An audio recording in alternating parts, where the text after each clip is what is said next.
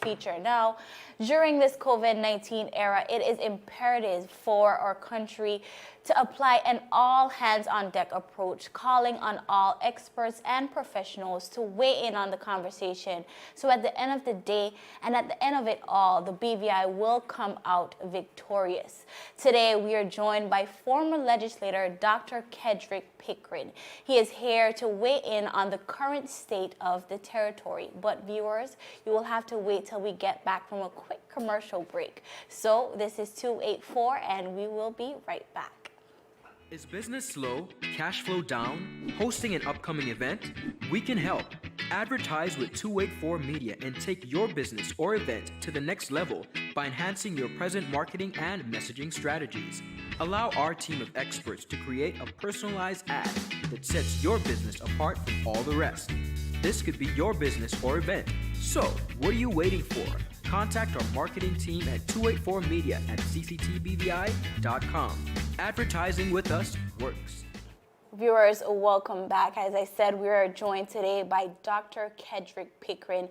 As you all know, Dr. Kedrick Pickering has served as a legislator here in the British Virgin Islands for over 2 decades. For those 20 years, he have served the people of the 7th Electoral District, and he have also served as Deputy Premier and former the Minister of Natural Resources and Labor. I do want to welcome you today, Dr. Pickering. How are you doing? I am well, and thank you for having me, and I hope you are well. I am doing well, and I'm happy to be sitting down here with you today. But the big question is, do you miss being in that seat? Do you miss being a legislator, especially in these very unprecedented times? How do you feel being out of that seat? No, I don't miss it at all.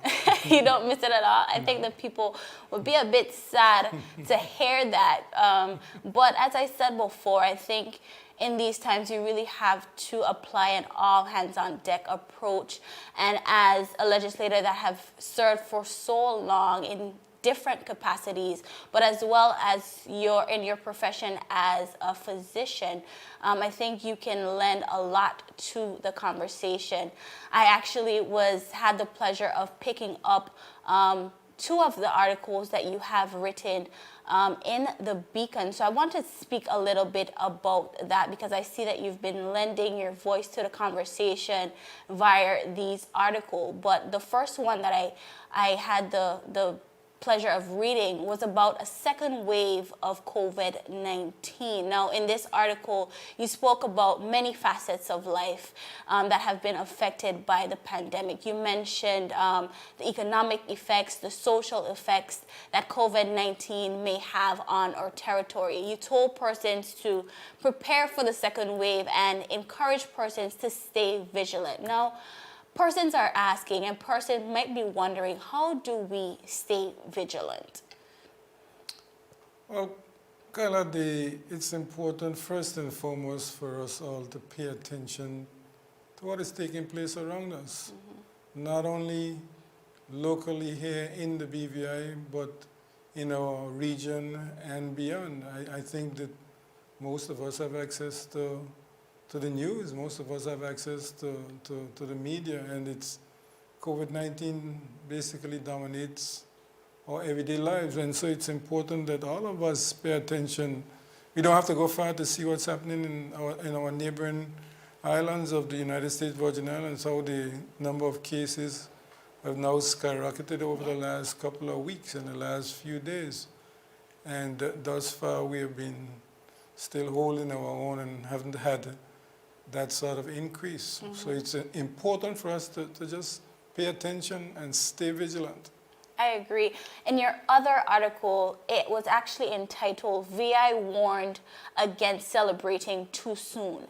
Do you think that here in the BVI we are, quote unquote, celebrating a bit too soon?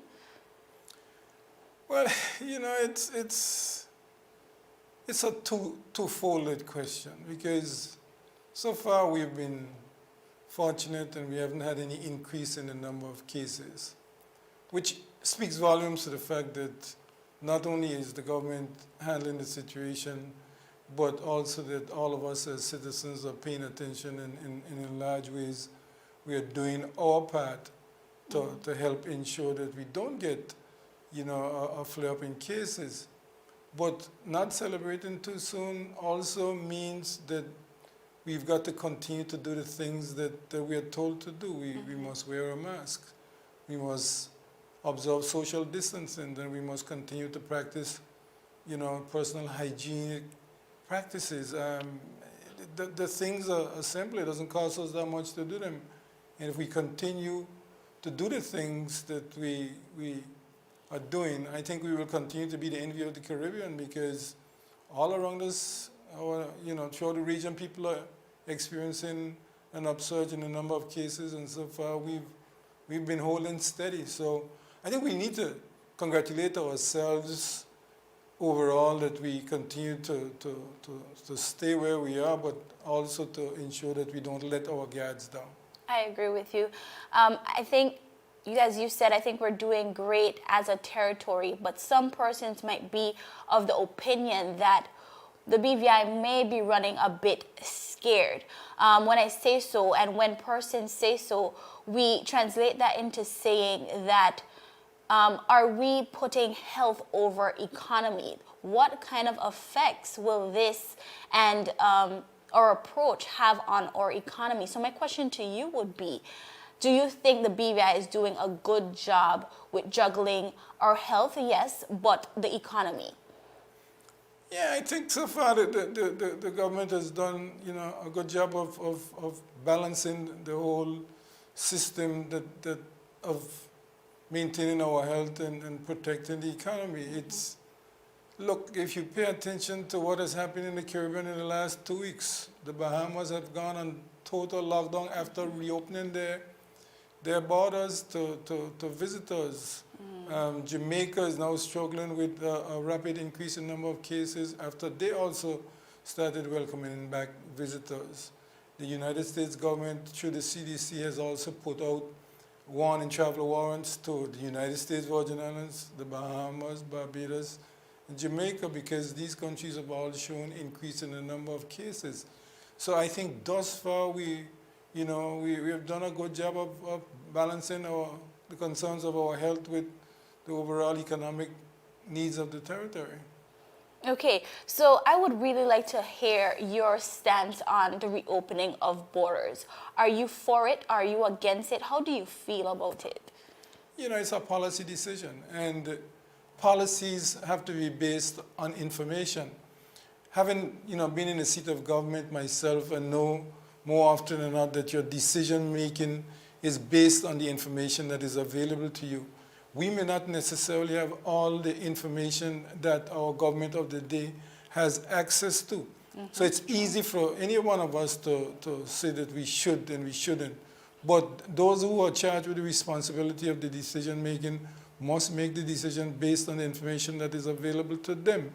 And as it is right now, I don't see how we'll be able to open our borders, like tomorrow, because the cases are spiking all around the us. And when you consider that the majority of our visitors come from the United States, where it is obvious what is taking place, what has happened in the other countries, I think we are the envy of the Caribbean right now. People are asking the question, what have we done to be able to be in this position? And we have to wait and be patient to be able to make the decision to open our borders. And of course, it has to be, regulated, and it has to be controlled.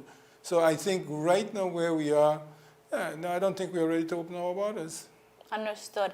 And you speak about knowledge, the government having knowledge that the common citizen would not have. And of course, you also, in one of your articles, you spoke about doing antibody tests, a widespread community testing for knowledge-based purposes. So basically recommending that in addition to the traditional nasal tests, that the government should also go about antibody testing. I want you to explain to me and the viewers, what does this really mean? So if somebody has been infected with the virus, then your body will mount what is called an immune response. That immune response, when you speak of viruses, is generally in in the vein of producing antibodies. Antibodies are your body's natural defense mechanism against infections such as viruses. So if you have been exposed, like we take a specific example. In the BVI, we have what is called the expanded program of immunization. Right. And every child in this country, before you go to school, have to be vaccinated against certain diseases. There's the polio vaccine, and there is the MMR, the measles, mumps vaccine. Ever so often, I may see one of my patients who may say, "Doctor, my rubella says that it is positive." What does that mean? It means that you have been vaccinated against the rubella because you produce the antibodies to protect you against it. Right. So the question that you are posing, the test to see if you are currently infected with the coronavirus is the nasal swab. Antibody testing can be done to show if there are persons in the community who had been infected, were not aware of it, were asymptomatic, and probably have recovered. And the point I was making in that article was that we could have done all of that by now, to the extent that we would have tested everyone in the BVI.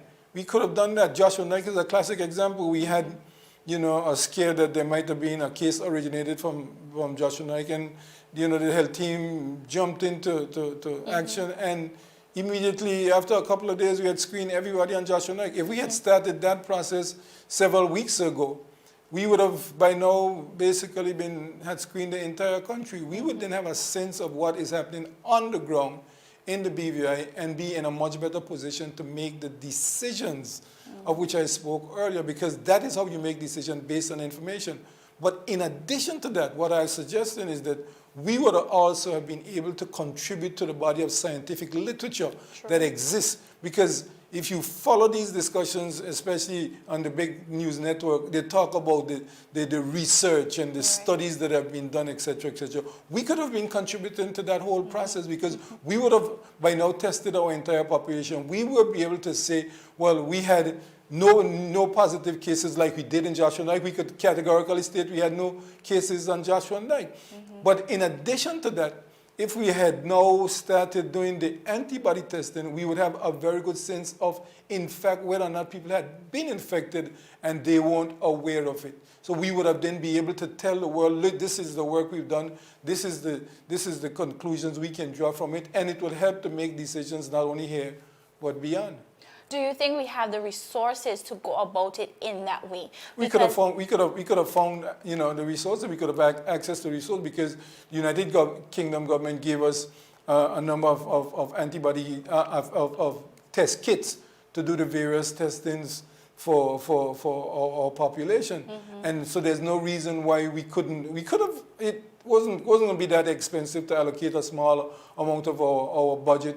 We could have used some of the same the Social Security money that we took the other day, and invest in buying these test kits for the greater purpose of testing the entire community and better be in a position to make the decisions moving forward. So there are any number of ways we could have done that.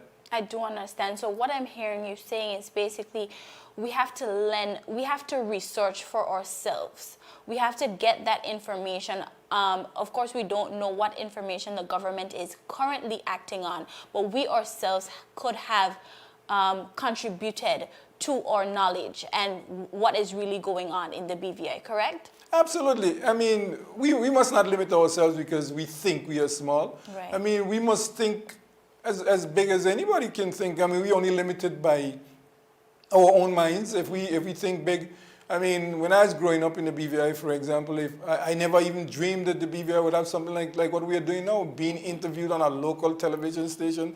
I would never be able to dream about that. So if we continue to dream, about big things and being a part of a wider world and doing things for the greater good, of course we can do it. So we should have been basically one of the right now we are one of the leading countries in the Caribbean in terms of what we have done to prevent the spread of the virus within our borders. We could have been further advanced in terms of sharing our knowledge that we had accumulated from a scientific point of view and contribute to the wider decision-making processes. I do understand.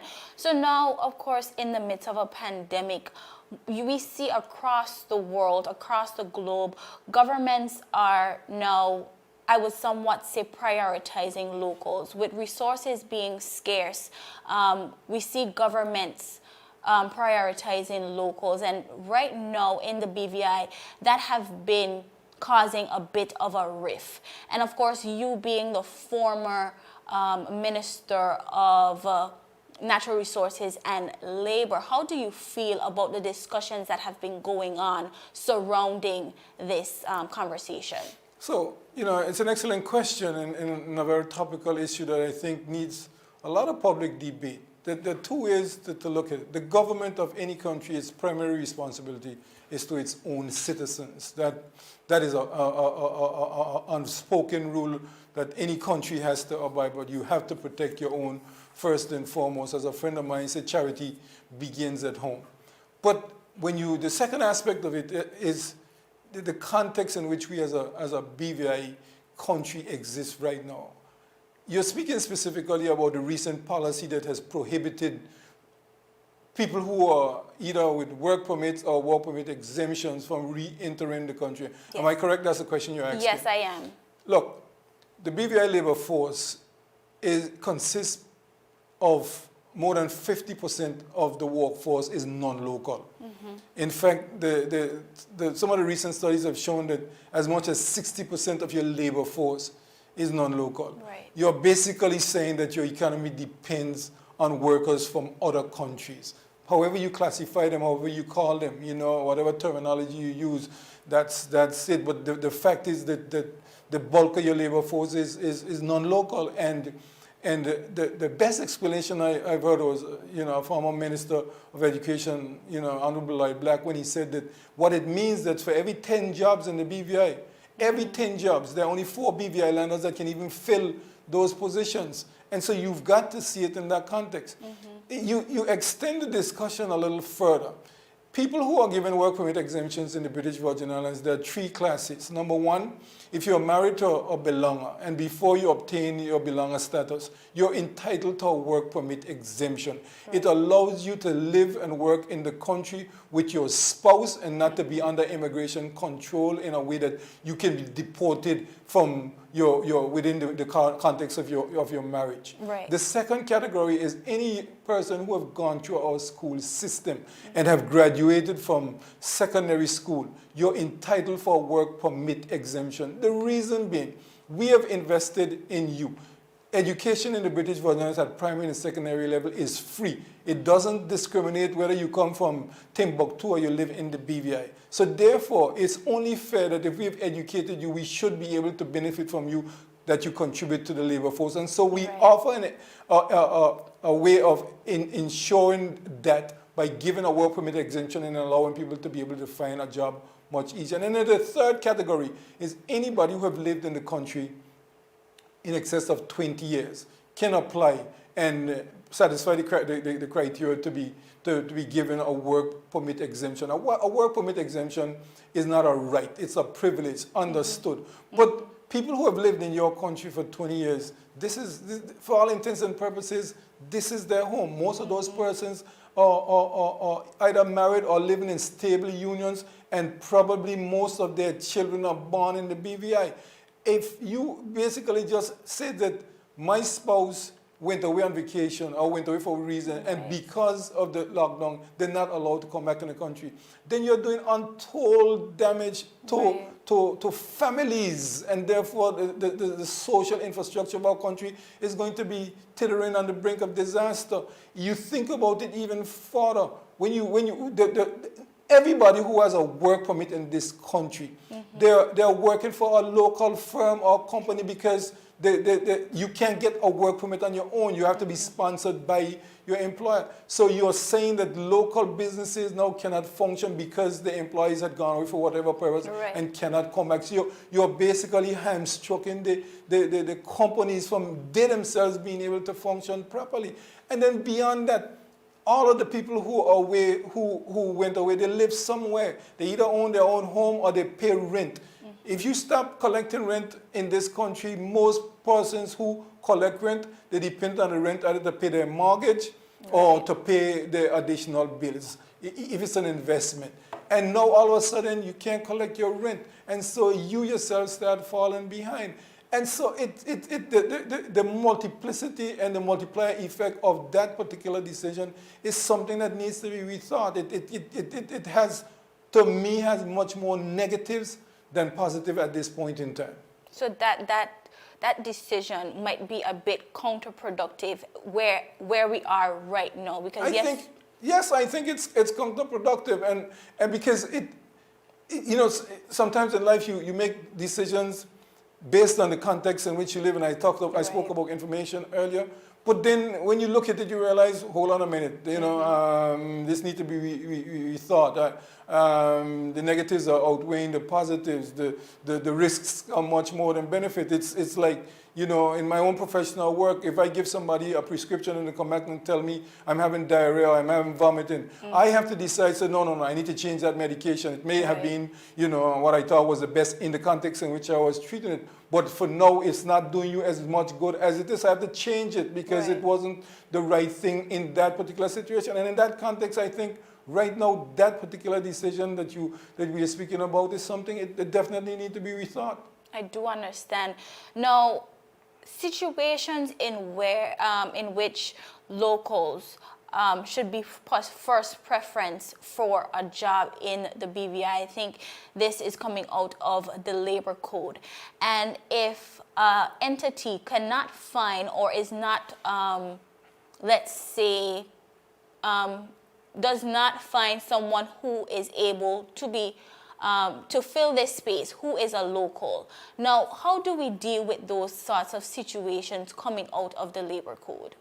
Those are difficult issues, and they are fluid situation. We have a capitalist system, and in the free market economy, there's always got to be a balance that the government of the day has to strike between the needs of your own citizens and the greater good. Right. And if the country depends on private enterprise as a major part of the economy and the success of the economy, then the government of the day has to be mindful as to how much pressure and protectionist mechanisms you can put in place to ensure that your own population is given jobs and given opportunities. And so the way forward and the way to deal with that issue has always been to ensure that our citizens, our people in the BVI are highly educated and highly qualified to be able to fill any jobs that are available. Now I hear somebody say, but there are situations where you're qualified and you don't,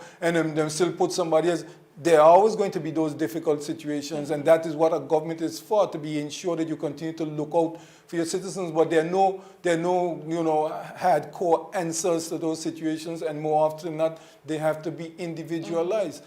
Government has a right to protect its citizens, but government cannot put a lid on the free market system. It doesn't work like that. So there has to be a constant balancing of the needs of the employer versus the needs of the employee. There has to be a constant balancing and a review of how you protect your own citizens. There's nothing easy about it. I'm sure it isn't.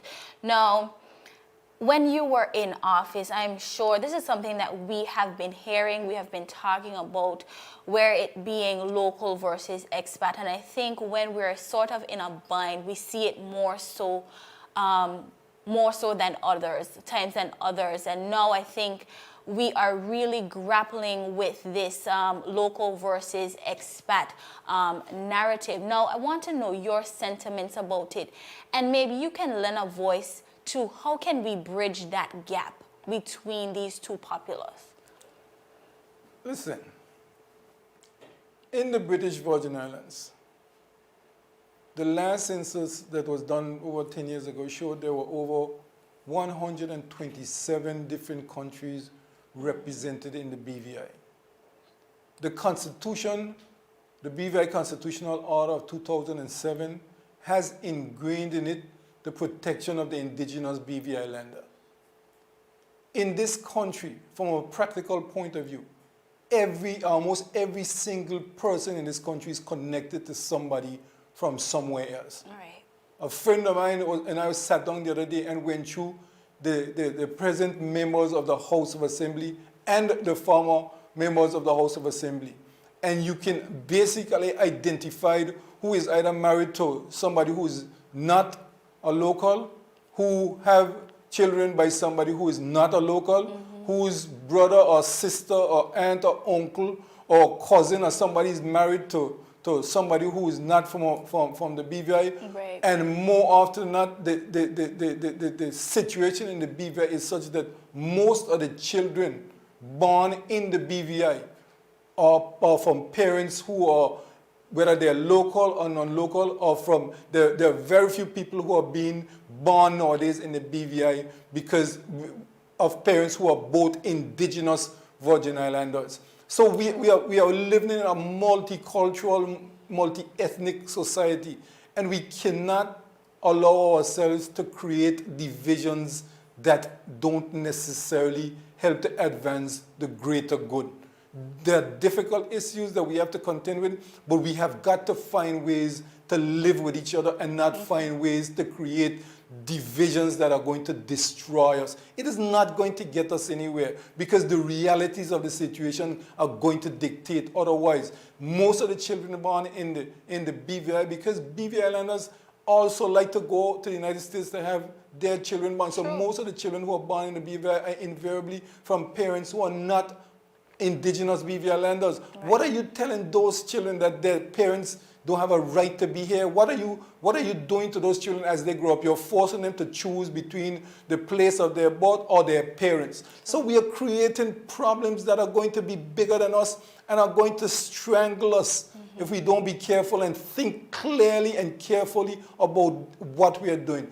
There's no way that we are going to succeed if we create divisions. We've got to find really ways to build bridges, not divisions. It's not going to help us. I do agree. Now, before we go, you mentioned the BVI Constitution, and we are at a place where we are going into constitutional review once again after 13 years. And you were actually in office when the last constitutional I was a member of the Constitutional Review Committee. Okay, so now I want to ask you, now that we're back here once again, and of course the BVI has outgrown the contents of this legislation. We have grown and we would like to see more. Now, what are some of the elements you would like to see included in this constitutional review? Look, there are three big issues that need to be looked at as we go through this constitutional review, and one of them I just highlighted.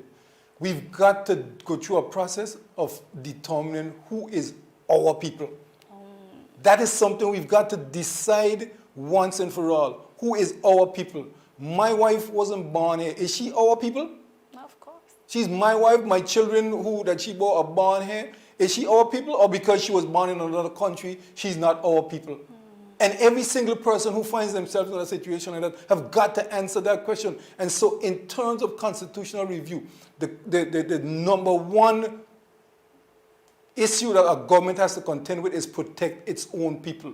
In our context, we have got to decide, and once and for all, and in a very direct way, who are our people. And then we can make sure that it is ingrained in the Constitution. The second big issue that we have to contend with is how do we protect our environment?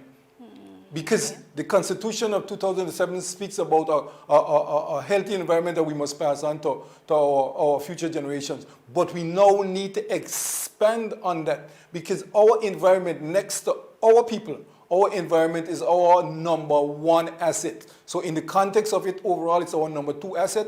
And our economy depends almost primarily on our environment, because tourism is the bread and butter of our daily lives. We can see what is happening to us right now. Yeah. And 70 to 80% of all the persons who visit the BVI come to the BVI to be able to enjoy this beautiful environment that God has blessed us with. And then the third issue that we have to contend with is how do we strengthen our judicial system?